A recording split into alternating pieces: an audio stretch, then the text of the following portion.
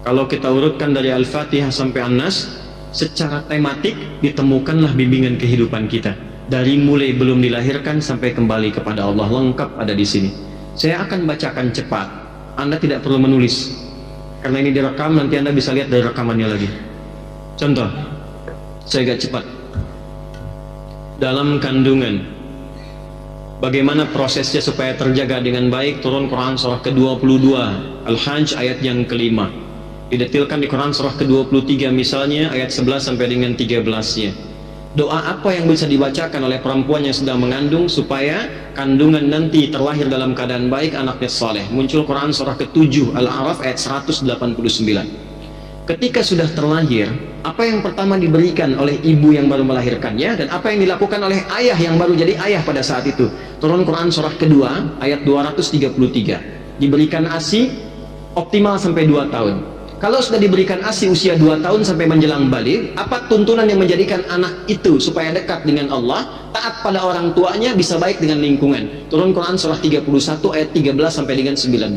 Dia mulai belajar bagaimana tipikal belajar yang ideal supaya ilmunya juga meningkat, pintar, imannya tetap terjaga kuat. Turun Quran surah ke-58 ayat yang ke-11. Dia telah mulai menyebar, makin tinggi tingkat belajarnya. Bagaimana cara belajarnya supaya cepat paham, mengerti, dan bisa berbakti untuk negerinya? Turun Quran surah 9 ayat 122. Muncul kedewasaannya, kenal dengan pasangan jenisnya, mulai tertarik. Apa yang dilakukan? Turun Quran surah keempat ayat keempat. Langsung lamar, berikan bagiannya. Langsung nikah. Bagaimana cara menikahnya? Quran surah 30 ayat ke-21.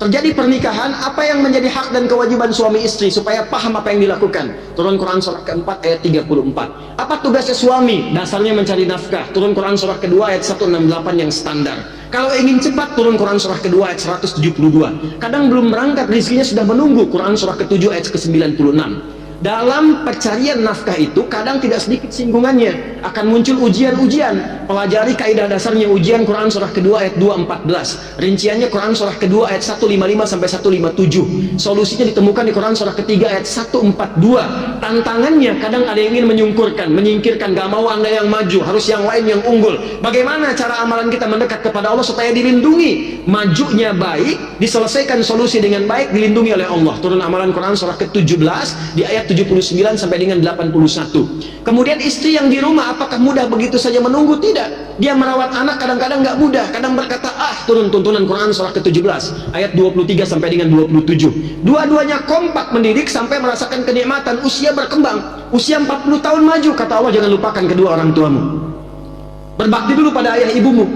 Kalau ada harta yang kau dapatkan kesuksesan di rumahmu, perhatikan bapak ibumu. Turun Quran surah ke-46 ayat yang ke-15. Kalau belum sadar, ingat ibu yang melahirkanmu, merawatmu, mendidikmu.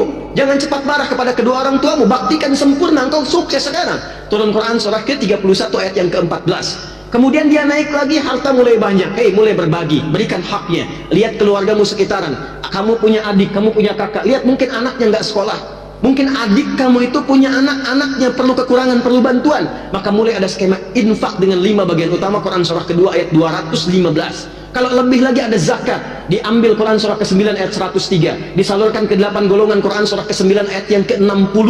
Anda naik lagi, semakin tinggi, semakin tinggi. Maaf, jangan dikira akan selamanya hidup di dunia. Pada akhirnya akan kembali seperti masa kecil ya. Quran surah ke-22 ayat yang ke-5. Kemudian setelah itu datang kematian, dimulai dengan maut. Quran surah ketiga ayat 185. Yang bawa mautnya malakul maut. Quran surah ke-32 ayat yang ke-11. Cara ngambilnya kalau ingin tenang, Quran surah ke-89 ayat 27 sampai dengan ayat yang ke-30. Ketika meninggal itu masuk ke alam kubur. Bagaimana suasana di kubur supaya kita bisa siap-siap? Quran surah ketiga ayat 169 sampai dengan 172.